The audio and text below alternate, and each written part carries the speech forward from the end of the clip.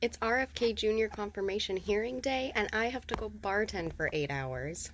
Don't worry though, when I get home later, I'm gonna watch it and I'm gonna make a long video about it, because that man is insane. The amount of white men I've argued with on the internet and in real life who just have this incessant need to defend RFK Jr. is crazy. There is no point in history where any Kennedy needs you, random man, random poor man, defending them. The Kennedys don't need you jumping to their defense. Elon Musk doesn't need you jumping to his defense. They're fine. I'm just going to show a couple clips that I found on Twitter today. Just a little teaser for what this guy is like, if you're unfamiliar. Almost $5 million from book deals, mostly promoting junk science. In 2021, in a book called The Measles Book, you wrote that parents had been, quote, misled into believing that measles is a deadly disease and that measles vaccines are necessary, safe, and effective. The reality is measles are in fact deadly and highly contagious, something that you should have learned after your lies contributed to the deaths of 83 people, most of them children, in a measles outbreak in Samoa. So my question here is, Mr. Kennedy, is measles deadly, yes or no? The death rate from measles historically in this country in 1963, the year before the introduction of the vaccine, was 1 in 10,000. Sounds to me like he thinks 1 in 10,000 children dying of measles isn't a bad thing. Measles is deadly, and it also causes long-term, really horrible effects if babies get it who aren't vaccinated. Which happens when people don't vaccinate their kids, and then they grow up and they get measles and they infect babies who aren't old enough to get vaccinated.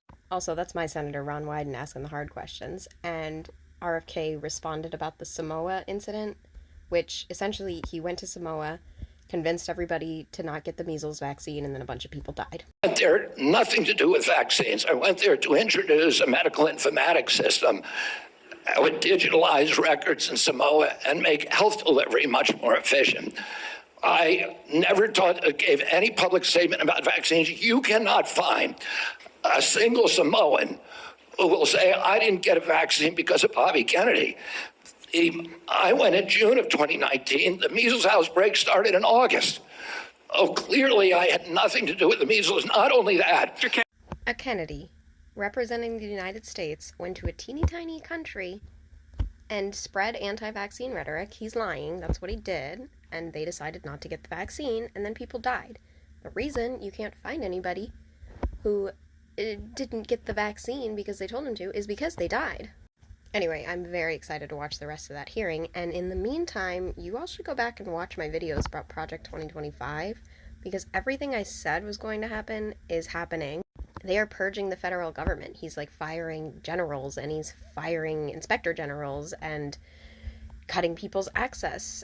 And he said yesterday that people in the government can return to work in person, or they can quit their jobs and get 8 months pay, which is just a lie.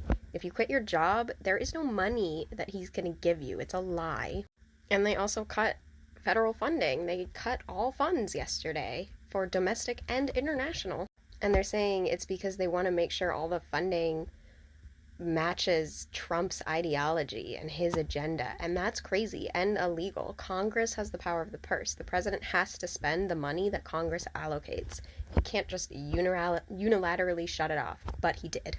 They're stopping foreign aid too, which I talked about, how they want to end all foreign aid that helps with things like abortion care, reproductive health care, AIDS, and replace all of that with Bibles. I said this was going to happen, and it's happening.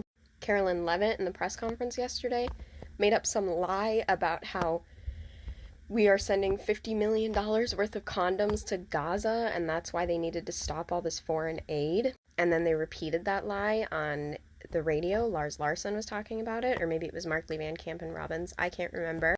But they were saying that, Biden had to coordinate with the Taliban to get 50 million condoms into Gaza. Literally, all it is $40,000 worth of oral contraceptives that went to Jordan. And funny for them to say that Biden was working with the Taliban, considering when Trump was in office, he met with the Taliban leaders at Camp David. There's literally pictures of it. Like, this is Mark Meadows, who was Trump's chief of staff, with a Taliban leader. They were meeting with the Taliban in like 2019, 2020, instead of the Afghan government. They sided with the Taliban, and then Trump released like 5,000 Taliban from Guantanamo Bay. He released 5,000 Taliban prisoners in exchange for 1,000 Afghan prisoners.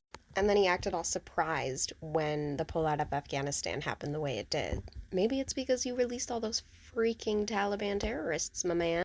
And then he released 1,500 criminals into our streets. Like, he bitched the entire time on the campaign trail about how countries are sending their criminals, releasing their criminals from jail into America.